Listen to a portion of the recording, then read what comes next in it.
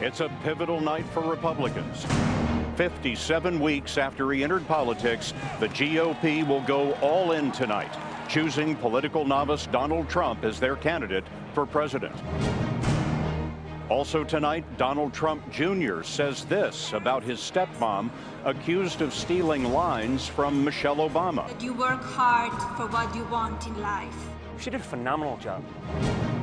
We talk to voters in a state that could decide which way the election swings. Show of hands, how many of you are undecided? 1, 2, 3, 4 undecided. We'll look at the effort to ban Russia's entire Summer Olympic team. This is the CBS Evening News with Scott Pelley, reporting tonight from the Republican National Convention in Cleveland, Ohio.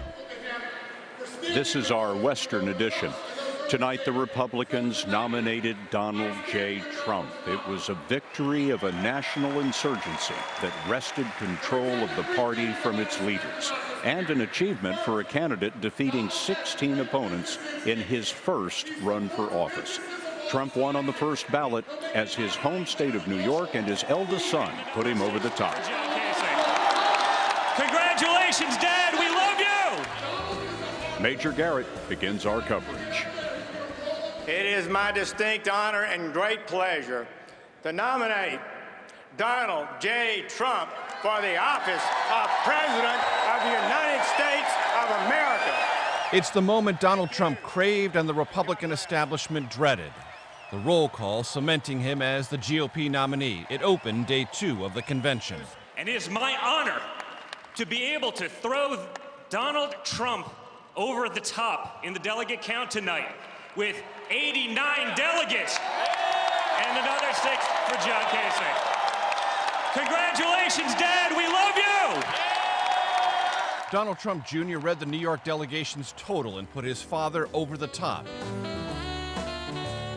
He'll later give a primetime speech Team Trump hopes will be less controversial than his stepmother, Melania. I'm going through it now in my mind, having to get on the stage in front of, millions of people, all my friends sending me texts. Hey, don't worry, it's only 25, 30 million people. What's the worst that could happen?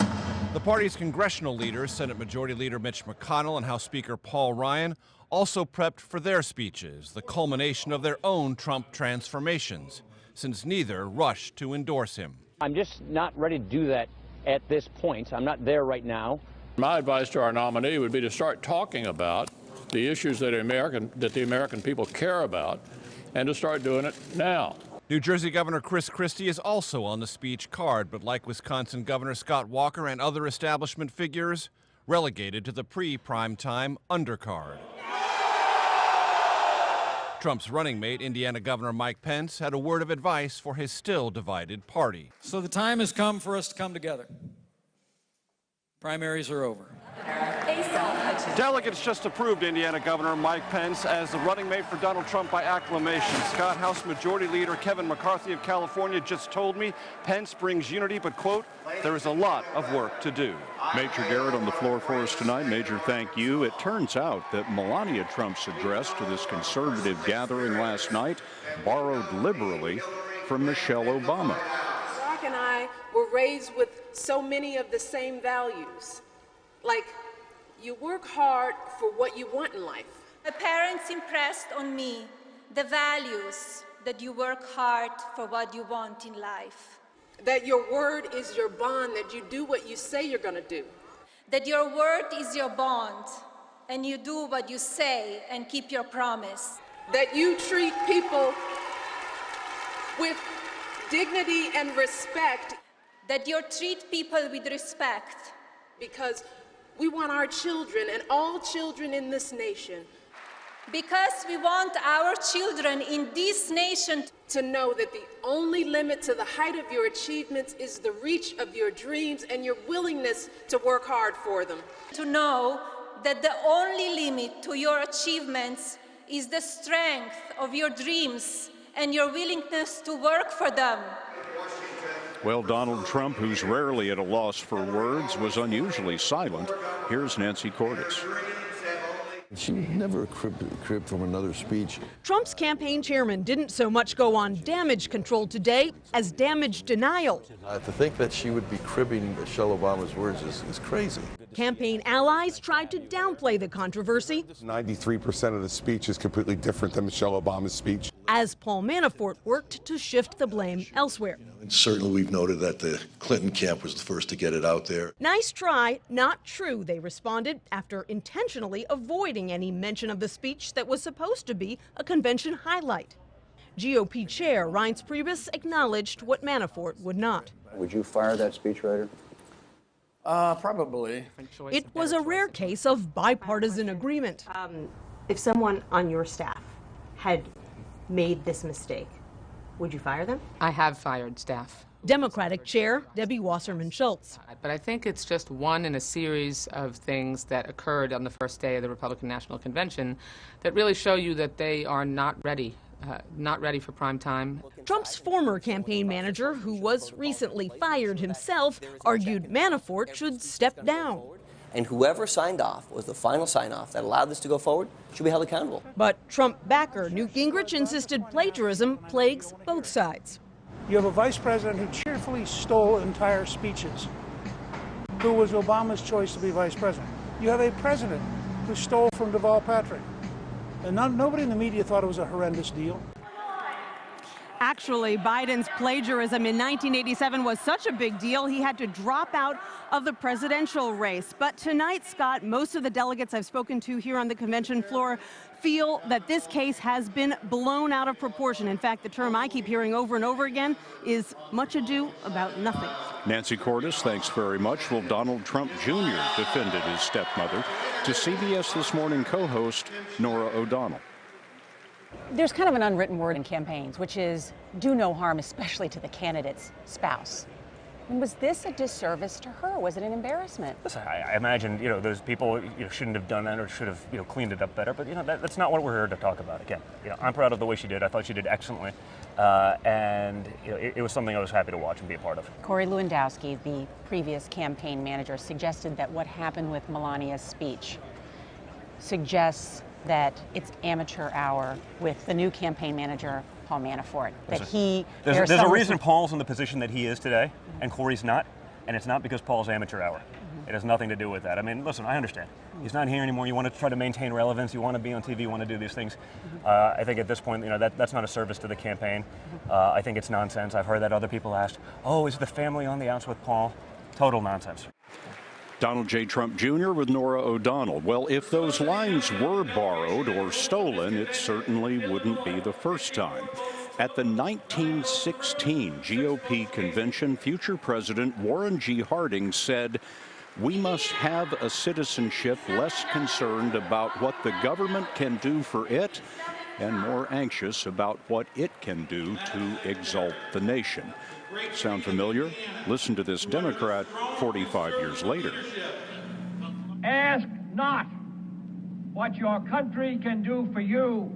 Ask what you can do for your country. While Republicans are making the speeches in this arena, protesters are having their say outside in Public Square. DeMarco Morgan is covering that. DeMarco?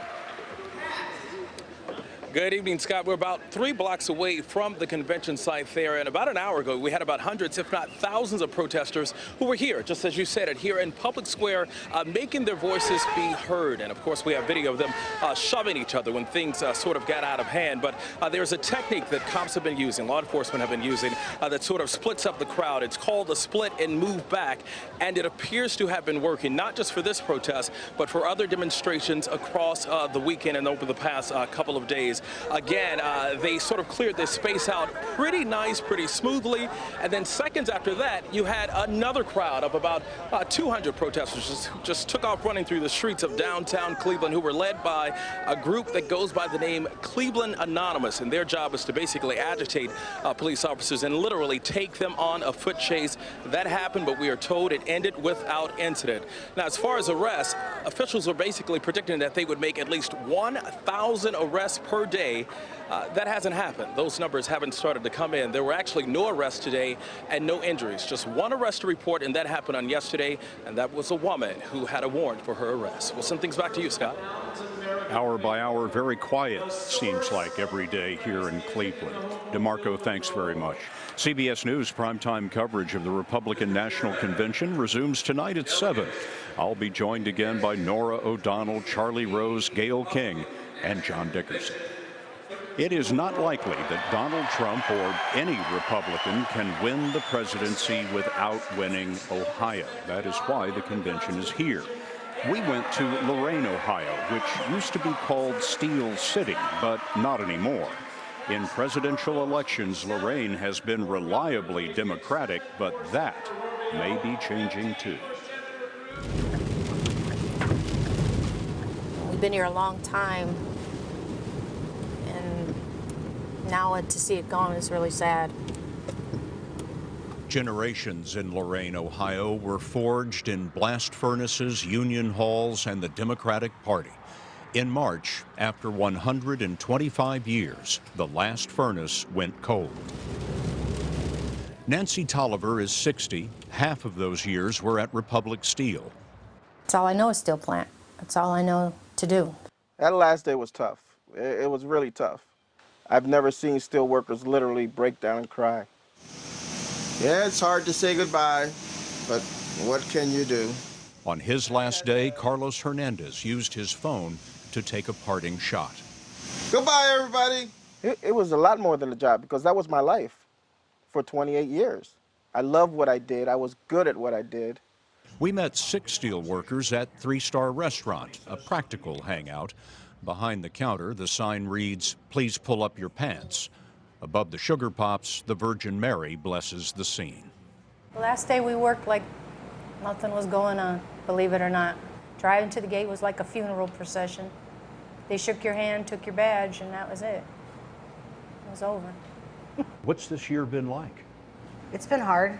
It's cutting back, scrimping, saving. Just had to refinance my house so that way we could keep it. So, number one issue for all of you is the economy. Yep, at this point, yeah. Show of hands, how many of you are undecided? 1, 2, 3, 4 undecided. Help me understand something. This county is a reliable Democratic county. Votes for the Democratic candidate in every election.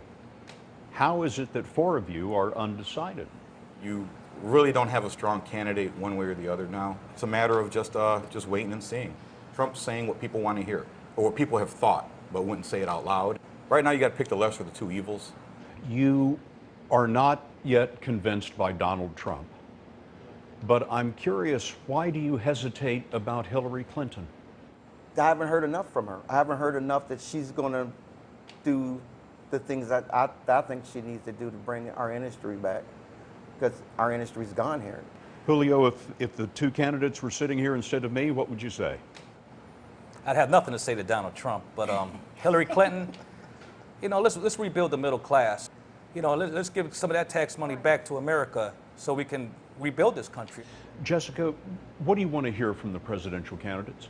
That businesses are going to come back, that we're going to bring more jobs to the state, to our city, that people are going to have hope again. The mills in Lorain were killed by cheap foreign imports. Both Trump and Hillary Clinton propose import taxes as a barrier to Chinese steel. Ohio is weighing its options. Coming up next, the CBS Evening News will have the Russians who got caught red-handed. So why haven't they been banned from the Olympics?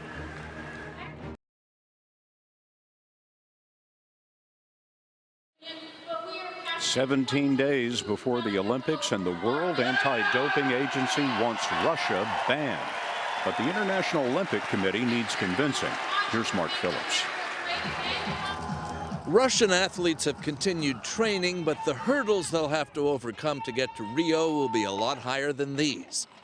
A day after an inquiry found the Russians had operated a state-sanctioned doping scheme at the Sochi Olympics, the IOC was still not taking the leap to a full Russian team ban from the Rio Games to add to the track team ban already in effect.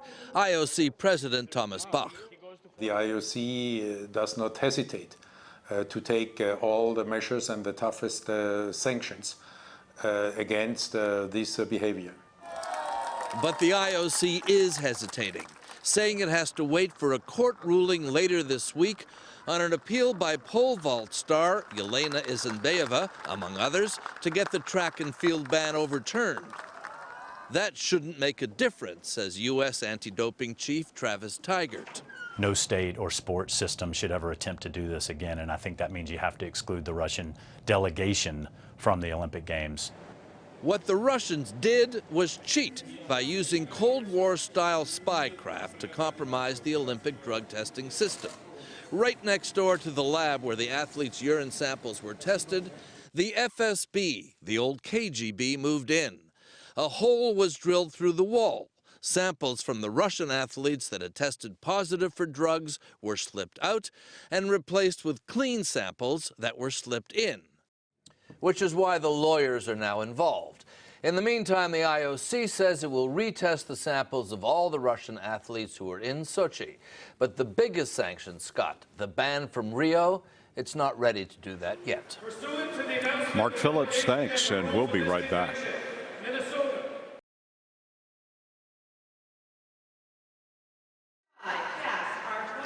The recent cop killers in Dallas and Baton Rouge had served in combat zones. Our David Martin reports tonight that the Pentagon has found that for some vets, anger is hard to control. Nearly 3 million Americans have served in Iraq and Afghanistan, and many of them came home angry. A study published by Army psychiatrists in 2015 found anger and aggression are among the most common issues reported by returning service members from combat deployments. Cop killers Micah Johnson and Gavin Long both served in the military and in war zones. Johnson with an Army engineering unit in Afghanistan, Long as a data specialist for the Marines in Iraq. There is no indication from their service records either saw frontline combat. Although in wars fought without front lines, almost everybody could be exposed to some level of violence. Johnson got out last year, a problem soldier accused of sexual harassment by a woman who specifically asked that he seek mental help. Long had been out of the Marines for 6 years and had taken to expressing his anger in videos. You're in a world that's ran by devils. Get this through your head right now. Devils run this. The Marines say none of their studies dating back to the Vietnam War have found a conclusive link between combat deployment and anger. But a 2013 Army study of 2,000 combat veterans found 35% getting angry enough to kick or smash something, 22% angry enough to threaten someone with physical violence, and 7% angry enough to actually hit someone. A separate study pointed to something called trait anger, defined as a propensity to become angry under stressful conditions. In other words, anger could have been a personality trait before they joined the military, and the stress of service made it worse. All soldiers returning from combat are screened for mental health problems, but according to that study, those screenings do not include anger or aggression. Scott? David Martin at the Pentagon, thank you, and we're back in a moment.